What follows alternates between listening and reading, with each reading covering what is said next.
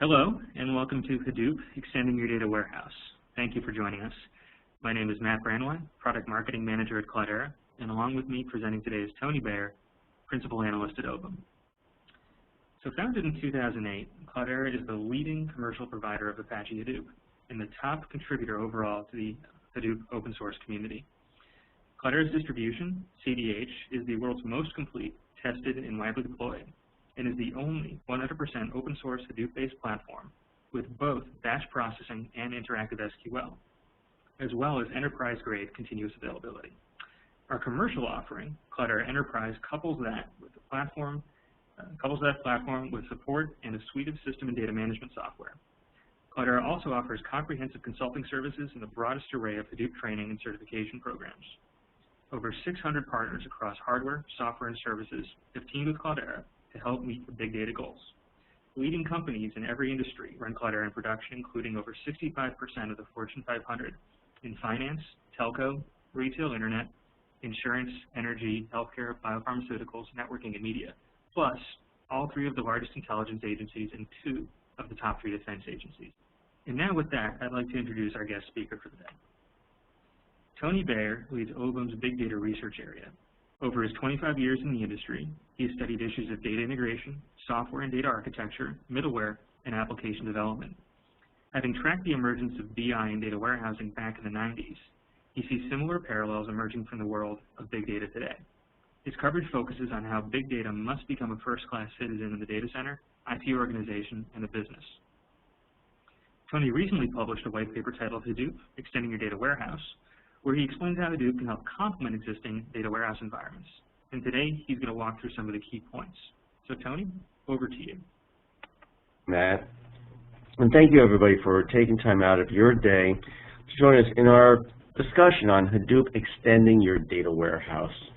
Now folks, this is a really hot topic. We've actually had a huge sign up for this session, I think up to several thousand, and some large proportion of you are probably listening or watching to this live, and I guess the rest of you will be looking at the replay, but very active discussion. And the fact is, it's logical. I mean, like, even though we at Ovum believe that Hadoop event is evolving and into a platform with multiple personalities, arguably what it's been used for primarily since its inception has been for analytics. Those of you who are basically tuned in this afternoon probably already have your own existing data warehousing or data mart infrastructures. And so the natural question is, how are these going to mesh together? And that's what we're going to spend time talking about in the next few minutes. Okay, so here's what we're going to talk about. Initially, we're going to look at a situation what many of you are already experiencing today, which is what we call the BI bottleneck. BI infrastructures, data warehousing are probably becoming in many ways victims of their own success. We'll go into that, some of the issues that are emerging. And then we'll take a look at how Hadoop basically can address these issues and how it basically will jive with your enterprise data warehousing strategy. And then we'll wrap up to take a look at how Cloudera is addressing. This first slide, the architecture should probably look pretty familiar to most of you out there, because this probably reflects the architecture that many of you already have if you have a data warehouse or data mart, in that you have several different tiers. You have these things separate. You have your source systems, which for the most part are transaction systems, and they're feeding extracts of transaction data to a staging server that does the heavy lift in terms of it does the extraction, it does the transformation, and then it loads the transformed data into the data warehouse, into the target, whether it be a data warehouse or a data mart. So the reason why this architecture emerged was, as we said before, is that these systems tend to have different, the workloads tend to be very different. In that, for instance, with online transaction processing, the workloads tend to be relatively even, and basically the slopes are relatively gradual, usually. There are exceptions to that, of course. But the types of interactions tend to be relatively shallow, simple, direct queries. They basically are basic CRUD stuff, your create, read, update, delete. Transformation is a different creature. In most cases, it tends to be a very batch-oriented operation. and where basically the compute operations are compute and IOPS are very intensive. So it's a very compute intensive and very resource intensive operation, and occurs basically in pieces. And then you have analytics, where basically the use patterns are and the workloads characteristics are all over the map. In terms of that, there are many different types of analytics and queries. There are basically, say, tactical queries, which are fairly routine. There are strategic queries where you may be running these long batch runs against a data warehouse. And the use is definitely not going to be, in most cases, as even as, let's say, an OLTP system. So your usage patterns will be kind of spiky. And so for that reason, we've tended to separate these, these operations. Well, anyway, this multi-tiered architecture was conceived really in a different era, when you're really talking about data in the magnitudes of, say, megabytes or gigabytes. And in fact, I recall looking back at my notes, and I know this will make me sound a little old, but back about, it's like 1997, largest data warehouse. It was for a regional West Coast retail chain, and their data warehouse was 700 megabytes. It's kind of, it's sort of kind of blows you away to think that today you can fit many times that on a single thumb drive. But back at that time, that was big data. Then also basically data warehouses and this whole architecture emerged basically based on the notion of using structured data, well understood structured data from your transaction system. And like any relational database, your data warehouse was modeled ahead of time based on the data that you knew you were going to put in, and the types of queries that you were to expect to throw at it. Now, the idea of this multi-tiered structure was that obviously you need to basically insulate your transaction system, because that's the heartbeat of your enterprise. And so this reduced or eliminated the impact of these unpredictable analytic workloads on your transaction system. But the price you pay is that you had a more complex architecture, which requires some trade-offs. This slide probably, many of you who are basically tuned in today, this is probably very familiar to you, which is that you're probably hitting some issues with your enterprise data warehouse today, or you expect to be. Your data warehouse may be hitting the wall now, or maybe doing so soon. And the reason for that is that data is growing in volume and complexity. And the use cases themselves are requiring more data and richer data. For instance, customer interaction. You've heard of that customer 360 view, where you looked at basically customer interactions with your transaction systems. Well, now to get a full picture of your customer, you also want to know what they're saying about you on Twitter or Facebook, and so that starts to open a whole other can of worms. The data is a lot different, and it requires more complex transformations. Operational efficiency. We're starting to look at the Internet of Things as we start to get more smarter sensors and universal connectivity. So there's all these devices that can now hook in and give us a more granular picture of whatever type of a physical operation we're trying to optimize. And then there's risk mitigation, where we're taking a look at all sorts of externalities that may impact, let's say, a very complex deal. Additionally, another stress on all this is that many organizations, especially in regulated industries, are facing data retention mandates and policies that tend to force you into some very difficult decisions in terms of whether to retain data or whether you need to dispose of it and in what manner or to archive it. In turn, as your data loads are growing both in volume and complexity, it's starting to basically put some stresses on your ETL batch windows. And for instance, let's say even if you have the same volume of data, but you're dealing with more complex data, it's going to require a more complex transformation, which will translate to a greater compute load. And of course, there are the famous stories basically back in Facebook, for instance, where their daily upload to their MySQL data warehouses was exceeding 24 hours. Well, many organizations, many enterprises are starting to experience the same thing. And so enterprise data warehouses today are just under strain to accommodate all this.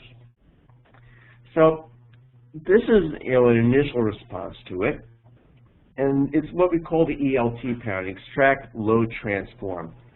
And what we're effectively doing, besides basically just kind of switching around an acronym, is that we're basically compressing the architecture. So for instance, yes, you're still doing extraction from sources to a target, but on that target now, you're performing both transformation and load. The idea here is that you're eliminating, data movements. And so the idea there is that by doing so, you are eliminating, especially, a source of overhead, which as you get to greater data volumes can be considerable. And also by basically, flattening this architecture, you're hopefully reducing the possibility of error. The pros on this, we said, is fewer data movements, flatter architecture, reduced errors, but there's a price to be paid for all this, which is that now that you have transformations and analytics on the same platform, you now have a finite resource that you have to divide up, and so you need to face this, this trade-off. How much resource do you devote to transformation versus how much do you devote to basically what you really need this platform for the value you get out of it, which is analytics. And so you face this sort of trade-off in terms of, well, we want more data, we want current data in there, but on the other hand, we need to run these queries.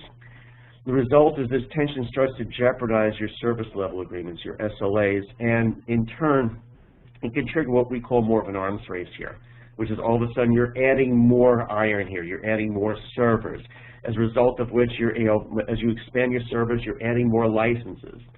The result of that is that, again, you're facing this battle with your SLAs, and as you expand that infrastructure, software licensing starts to get pretty burdensome. When we look at tens of thousands of dollars per terabyte, at the point where you start looking at dozens or maybe hundreds of terabytes, these expenses get pretty significant.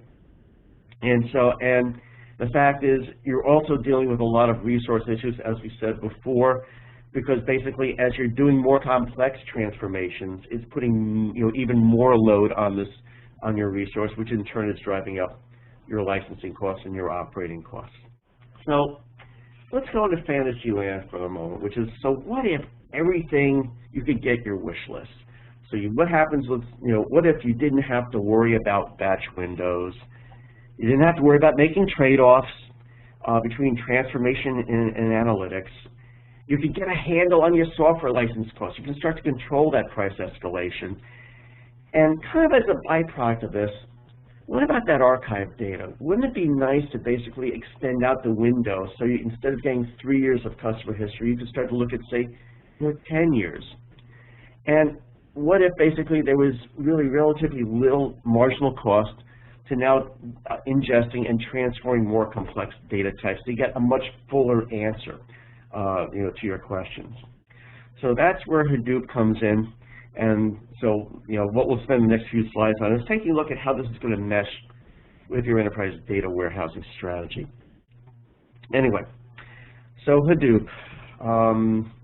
And probably at this point, I'm probably reviewing information that probably most of you already know because basically Hadoop has been so well publicized.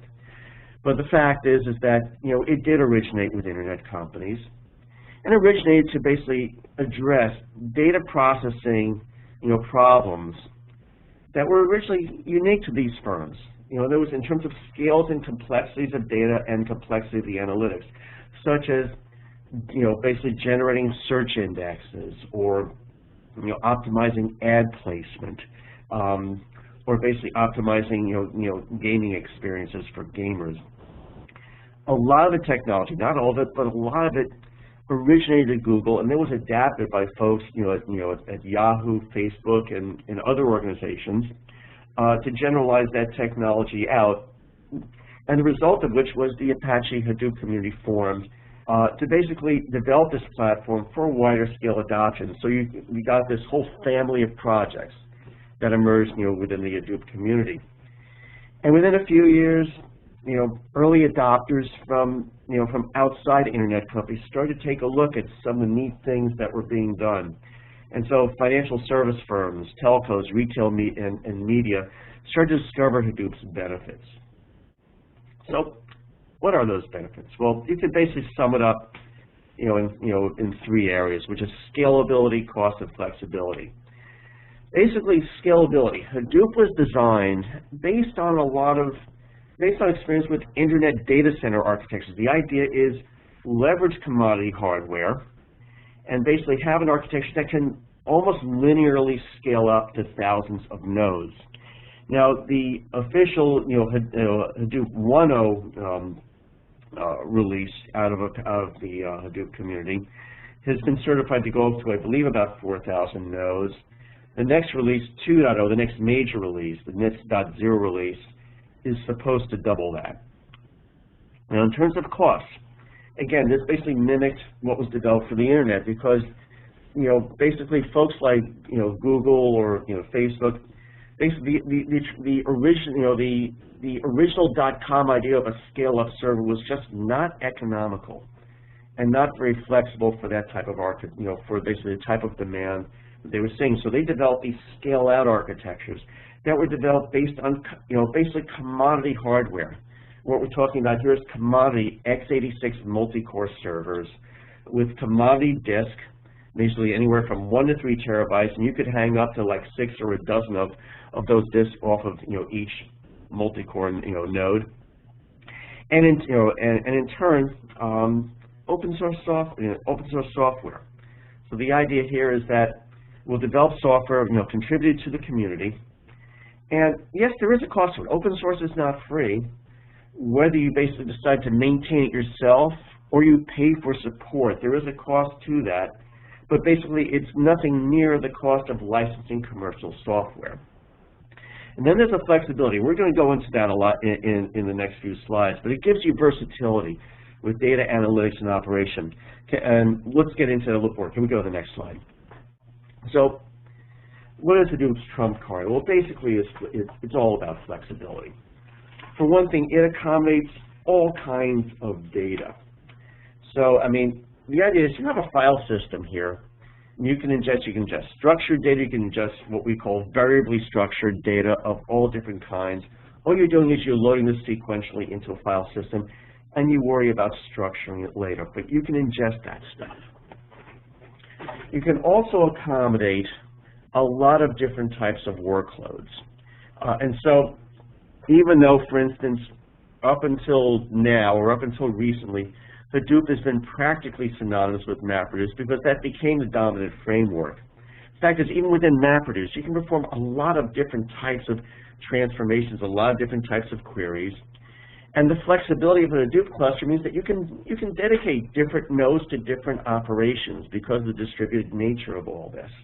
So it really does allow you to keep a lot of options open. And again, we'll actually kind of, as the Hadoop platform diversifies, it even expands those options even further. And as I said, we'll explain that a little bit more in the next few slides. It provides you extensibility.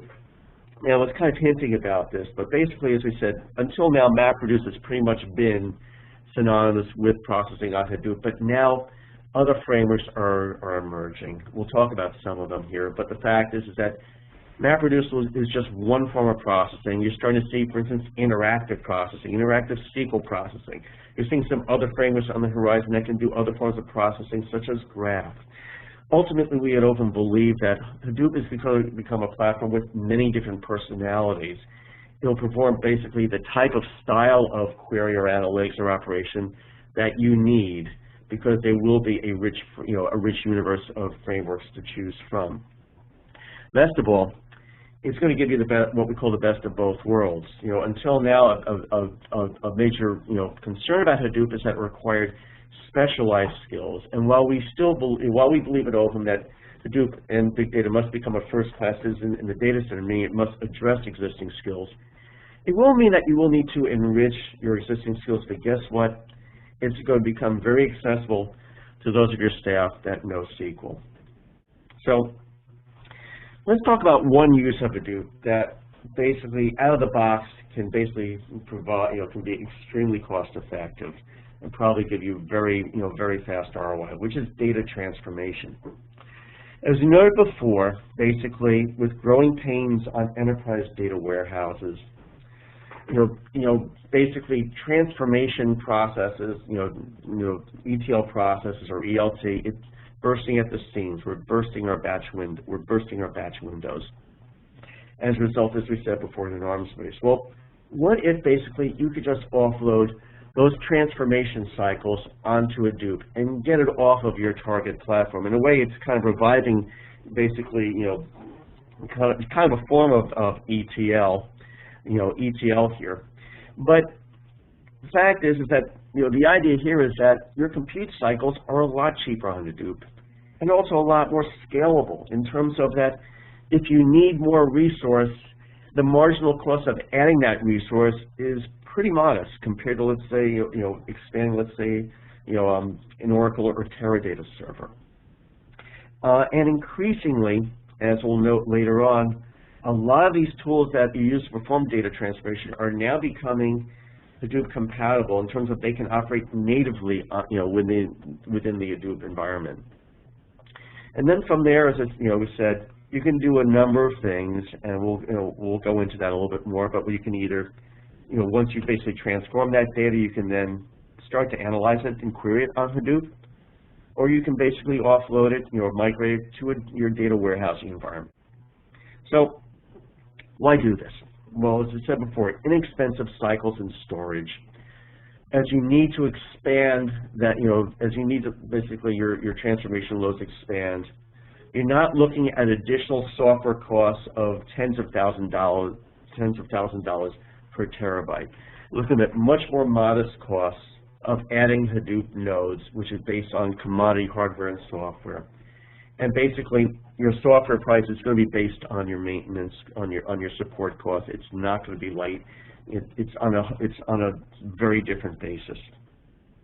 In turn, going to this low-cost platform reduces or eliminates the need to do all those trade-offs. So you don't necessarily, because your platform is a lot more expandable at much more economical price, you don't necessarily have to face your transformation versus Hadoop, versus I should say analytics choice is not so severe. You could actually have it both ways. The other neat thing as a byproduct of all this, because storage is so cheap, is that it gives you an option for basically keeping some of that archival data alive. It's what we call active archiving. And I've spoken, for instance, to a number of folks that are actually starting to look at that direction. I'll give an example with, for instance, an Oracle Exadata customer that currently keeps years 1 to 3, or on Exadata, and puts years 4 to 7 of customer data, on tape. And what they have found is that the cost of disk has declined to the point that it is now economical to basically put a copy of that year's 4 to 7 data on disk, in Hadoop, so they could now analyze it. And they could also have a parallel set of disks, which they call virtual tape. Now, I'm not trying to say that disk has gotten cheaper than tape, but what we're saying is disk has gotten cheap enough that the alternative of keeping, some or all this data live on disk is now becoming a viable option. It also allows a more flexible division of labor. In terms of that, because Hadoop is so flexible and so scalable, you can transform that data on Hadoop, but guess what? You can also keep that data in original form on Hadoop, as long as you add enough nodes. And in turn, raw data, as we said before, can sit alongside this transformed data. And when it's necessary, when you need to move it into that SQL environment, you can then move it into that data warehouse. You basically keep all your options open. So basically, just sort of like, kind of capsulizing this, why use Hadoop as an extension to your data warehouse? Well, as I said, it allows you to divide your labor more efficiently. You can run the time-consuming, resource-intensive workloads inside Hadoop. But again, those routine queries and analytics and reporting, we're not saying replace your data warehouse. We do not want to create that impression at all. Hadoop supplements your data warehouse, and you want to keep basically your existing reporting, a lot of your existing reporting, a lot of your routine analytics there. You have the performance there. You have basically the familiarity there, and so basically there's a good reason to keep it. Hadoop just simply expands your options. And as part of that, the fact is that there are new capabilities on Hadoop that allow you to access it more directly. So it's not just this engine where you just transform data. Most commercial BI tools already can read Hive metadata on Hadoop. Hive is basically a SQL-like form of metadata. And so SQL can translate to Hive, or HiveQL more specifically, and so BI tools can access that. And additionally, we're getting some new alternatives that will allow you to query Hadoop interactively, providing alternatives to MapReduce processing. So let's cut to the chase here. And so what's Cloudera doing to support this? Well, the first part is that Cloudera has been very active in supporting SQL convergence. And so it has long-standing partnerships with all the vendors that you probably deal with already in the ETL space, BI, query, and data warehousing platform providers. Cloudera has very many long-standing relationships with them. So you can connect Hadoop to SQL. You've been able to do that for a number of years. As we mentioned in the previous slide, that there's an emerging trend that BI and ETL tools can now connect directly to Hadoop and work natively inside it. For instance, Informatica Power Center, which you use for ETL, now runs natively inside Hadoop, so you can perform transformation there. Cloudera has recently taken another step to bring SQL closer to Hadoop with their new Impala framework. It is an alternative to MapReduce that brings high-performance interactive SQL inside the Hadoop platform. In effect, it turns Hadoop into an MPP, basically a shared nothing environment SQL analytic data target. But as we mentioned before, and we want to emphasize this extends your data warehouse, your data mart. It doesn't replace it, because it provides for you a place to say, for instance, perform more exploratory queries. You can now have that additional option that you can go interactively. And in so doing, it allows you to make your data warehousing strategy more flexible and iterative in terms of dividing up the labors, whether it be for transformation, whether it be for querying and analytics. So Cloudera has also been active in trying to make Hadoop more civilized. And obviously, Hadoop is a work in progress. It is, it doesn't have 30 years of history like your SQL platform. But you got to keep in mind that SQL is pretty rough in its early years as well. Cloudera Manager automates deployment and health monitoring of Hadoop, which basically, automates some very labor-intensive, steps. It automates the labor-intensive step of configuring Hadoop.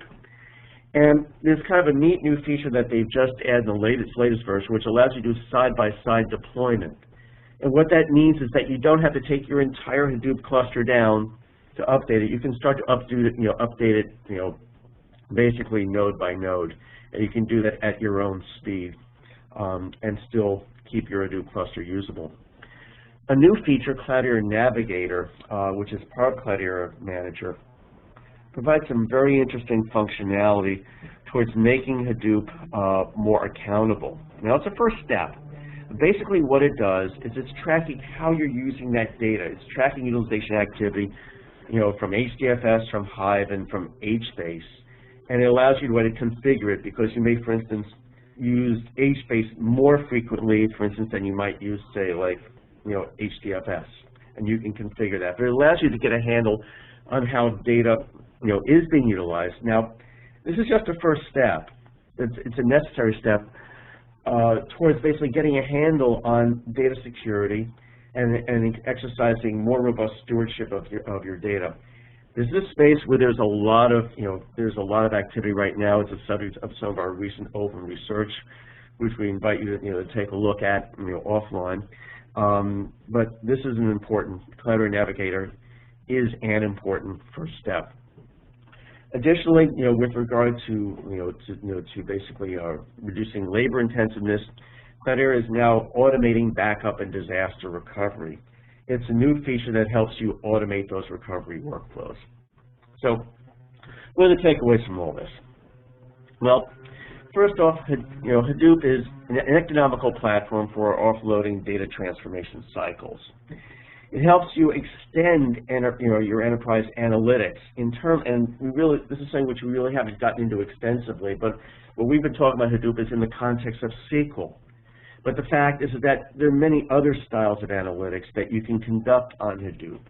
And basically, as your organization starts to learn how to use Hadoop and take advantage of some of these emerging frameworks, it provides you it helps you expand essentially your analytic portfolio.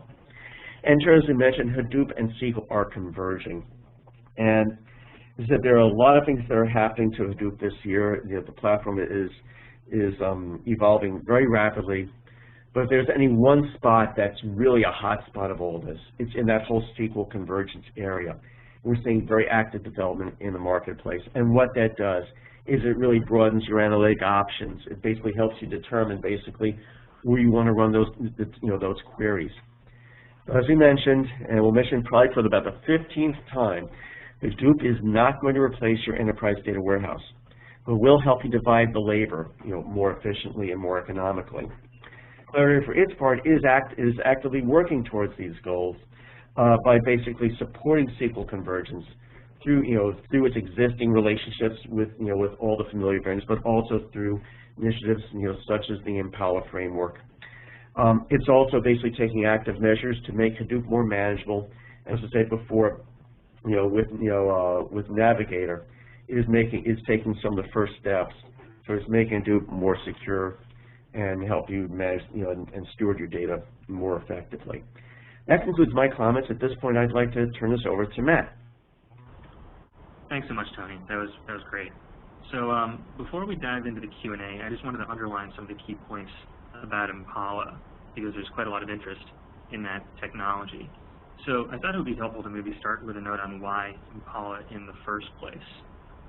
So a guiding principle for Hadoop from its inception has been that with big data, you would rather bring your applications, your compute, to the data rather than replicate your data out around your applications. Because moving data, especially when you start talking about petabyte scale, is extremely time-consuming and expensive. So increasingly, because you want that scalable, flexible pool of data, as Tony talked about, Hadoop is becoming the preferred landing area for all kinds of data because of those economics, because of that scalability and flexibility. And people love the idea of $1,000 a terabyte or less for storage. But for those economics, they want to do more with that data than just batch processing it. What if you want to interact with it? Rather than have to replicate the data or result sets out to a database or through a database, whenever you want to ask a new question, Impala lets you interact with the data where it lies, using those familiar SQL-based tools and interfaces. And so the design strategy was to tightly integrate and couple Impala as an alternative to MapReduce within the Hadoop system. So Impala and interactive SQL at large is just another application that you can bring to your data. It's integrated with Hadoop's existing security and resource management frameworks, and it's completely interoperable with the existing data formats and processing engines. So, for example, you can run MapReduce and Impala at the same time on the same cluster. It's not an either-or. We think that's critical to the adoption of this, because you won't want to set up another cluster just for SQL. It's all about interoperability, all about the versatility. And of course, it's important that this be 100% open source, so that you have the rights to do with this platform whatever you would like to do. So we see customers adopting Impala for a couple of core use cases, and I think this is important to, again, underline what Tony said, that this is not about replacing the data warehouse. This is about complementing it, extending it, augmenting it for the things that you wouldn't necessarily want to use the warehouse for anyway, or the things that are awkward or cost prohibitive to do today. So one of the first is interactive BI on more data and more kinds of data. So it's a truism today that you don't put all of your data in the warehouse. Even if you eventually keep every transaction in the warehouse, you're still doing some transformation to move the data there. And before you landed there was more information coming from the raw source systems that you potentially threw away or aggregated up. So what if you could keep all of the data in its raw form and ask any question of that data at any time? Because again, with Hadoop, you can land the raw data first and then define the schema at the time that you want to read it out. So you have raw access to any amount of data. Another good example of this is archival, as Tony talked about, active archival. So starting from the warehouse, even if you do keep transactions in the warehouse, most customers we talk to don't keep all of their data in that warehouse. They'll eventually age data out in Windows. And so today that data will land on a tape system or in a SAN or NAS, and that data is effectively dead to analysis. as our CTO is fond of saying, that data has gone to an early grave and only an act of God or government might bring it back. So what if you could keep that data in basically a deep and cheap repository where you could still have a facsimile of proper SQL access to it? It may not be all of the SQL functionality you get out of your data warehouse, but the trade-off is in exchange for your ability to access all of it very cost effectively. Another major use case is exploration. So new data, new kinds of data. It's not always the case that you can make a business case justifying why you want to load that data into your star schemas, into your warehouse, create a new mart. You'd like to just explore the data and understand it first. And it's a bit of a chicken and the egg today in data warehousing, where you need to have a hypothesis about what you want to do with the data before you load it into the warehouse, so that you can test your hypothesis, then potentially throw it out and do it all again with ETL. So rather than do that, the exploratory approach enabled by Hadoop with Impala is that you can again leave the data in its raw form, maybe transform it, cleanse it a bit, because let's not pretend the data won't need cleansing. But you can do as little of that as possible up front. Use your BI tools on that data to summarize, count it, do pretty simple data discovery on that information, figure out the data's merit, judge whether or not it's even relevant to put in the warehouse, and then if it turns out that data is valuable, and it's the kind of thing you want to ask repeated questions of, then absolutely you want to put that into a system that's right-sized for those operational BI workloads. And then finally, another way that some folks are using Impala is for short cycle data processing. So the difference between Impala and Hive, because they both continue to coexist, very important parts of the ecosystem both. Hive is really designed for batch processing on SQL, and there are some efforts in the community to make that batch processing faster, and we strongly encourage that. But at the end of the day, that's still just batch processing. If you really want second, sub-second latencies, you also need, to Tony's point, that interactive MPP SQL database interface brought to Hadoop as well. And when you want data transforms, when you need to transform data in shorter than minutes, hours, Impala can provide a compelling alternative for that, for Hive. For your long-running processes, you're still going to want to use something like Hive. And maybe just to preempt the question, I've seen this pop up a few times in the Q&A so far, and I know Tony has a lot of great perspective on this as well. The question is about how do ETL tools interact with Hadoop and what we're talking about here. And at the highest level, ETL tools remain a hugely important piece of the strategy. But what they're doing is using increasingly Hive under the covers to push down the transformations to Hadoop. So you still need all the capabilities of the ETL tool for the user who's going to construct the transforms. You need the source system connectivity, you want the pre-built libraries. But now with Hadoop, you can take those transforms and port them to Hadoop so that you can run them on that alternative engine. And for example, Informatica is one of our partners who are making great strides in this area. Maybe the most important point on all of this, as this sounds exciting and new, is that Impala works with your existing BI tools. There's not necessarily anything new to learn if you're an analyst. You can continue using those familiar interfaces to interact with whole new classes of data now. And Impala makes it cost-effective, finally, for the first time, to ask those bigger questions of all of your data. The goal is not to replace the warehouse. It's to extend it, to complement it for those things that you wouldn't want to do in the warehouse anyway, or that just aren't cost-effective to do today. So with that, let's open it up for some Q&A. So maybe while I'm looking through the list, Tony, do you want to add anything to the conversation around ETL and Hadoop? I know we've had a number of conversations about that in the past. Well, I think, as I was saying before, that ETL is a big hog of compute cycles. So, I mean, And the fact is that in of itself, it really does not add value. I mean, why do you have an analytic platform? Is you're trying to get insight. Well, ETL itself is not going to give you that insight. It's a step towards getting it. And so therefore, basically running ETL, excuse me, on a high-cost platform is basically pouring a lot of money down towards a very low-value process. So I mean, it really sort of augurs very heavily for basically putting that type of process on the cheapest platform possible. And so that's why ETL really does make a lot of sense for with Hadoop, especially if you're dealing with data that is not already have any type of any sort of policies associated with it.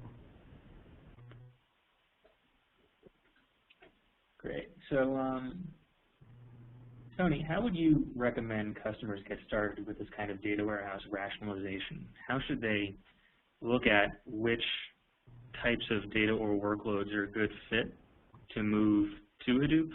Or conversely, once things are in Hadoop, what kinds of things should people look at moving into the data warehouse? Yeah, I can think of several scenarios. I mean, probably the easiest one is probably Active Archive.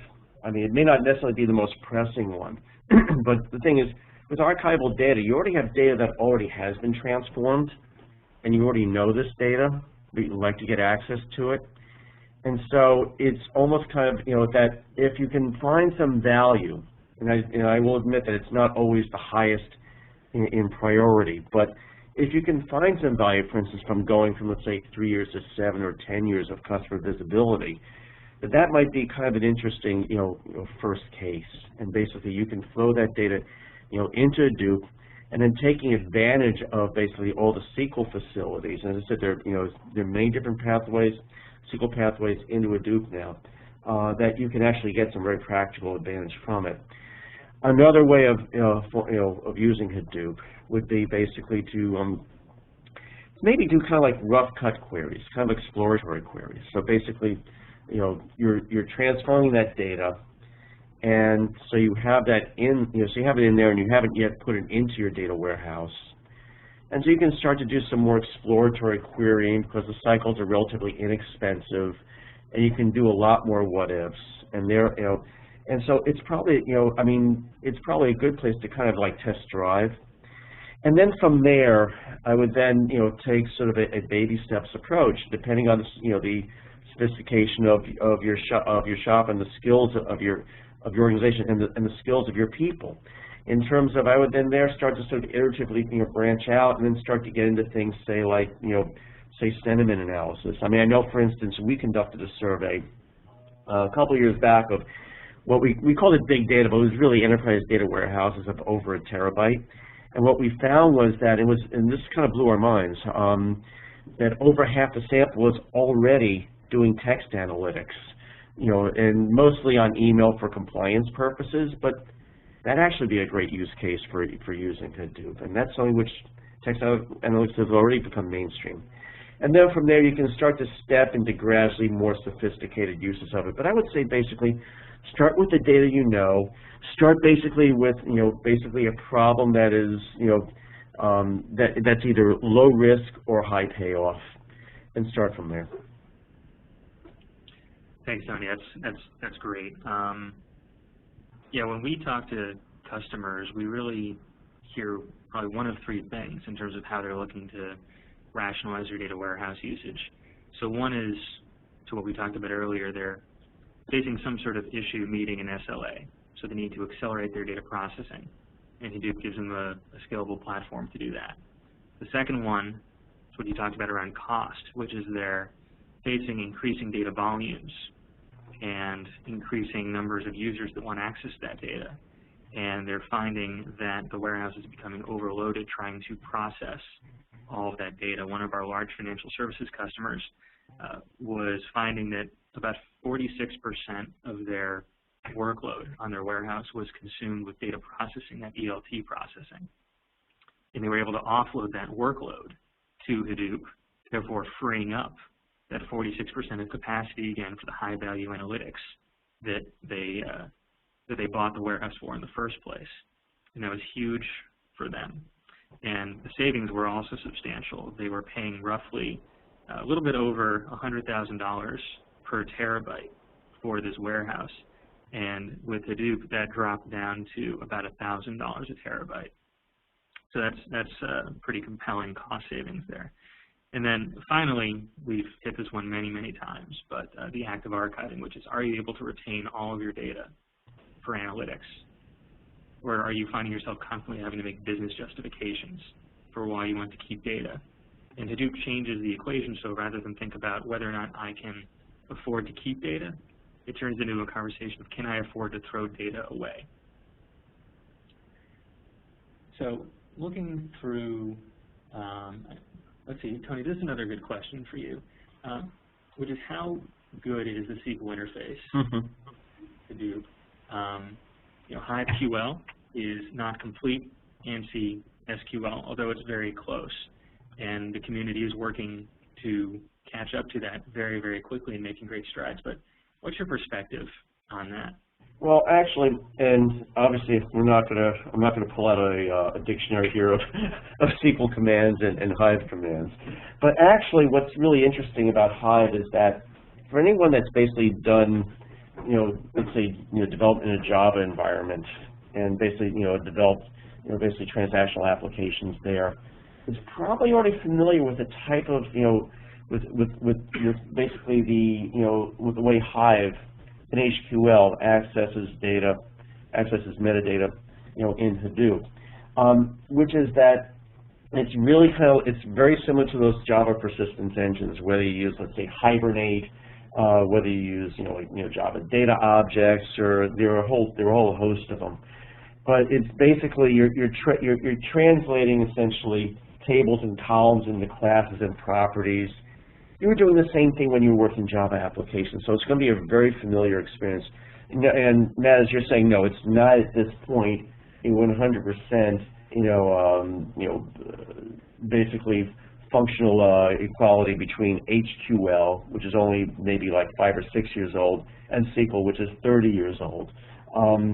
But as I said, that gap is closing. But I think the good news for for most enterprises, anyone that's basically been that's worked with Java, you know, in a transactional application, web transactional application, is that the metaphor is going to be really similar.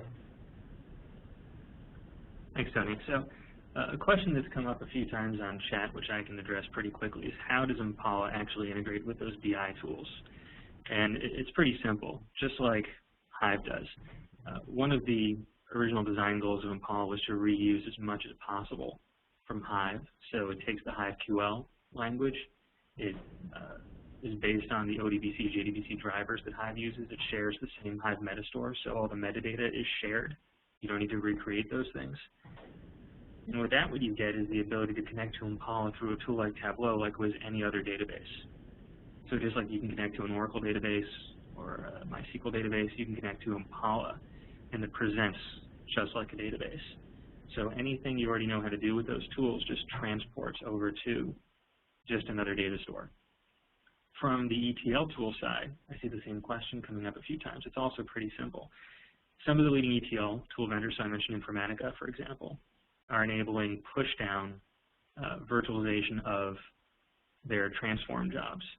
So, for example, in Informatica Power Center Big Data Edition, you can now take any job, that, any workflow that you've created in Informatica, and then just check a box, and effectively that workload will now execute against Hadoop MapReduce instead of the Informatica grid. So you have the ability to virtualize your workflows and execute them against the environment that you want to run them against. So from the tool user's perspective, it's effectively transparent.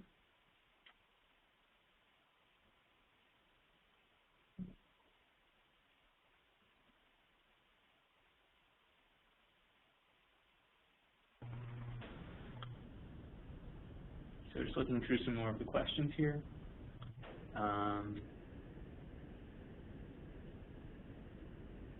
So Tony, another one of the questions here is, what are some examples? We've talked about a lot of the things that Hadoop can do. What's your perspective on what you should not use Hadoop for with respect to the data warehousing? What are the things you still want to use the data warehouse for? Well, I think at this point, we were talking before about security. And for instance, like with you folks with Navigator, and there's some of the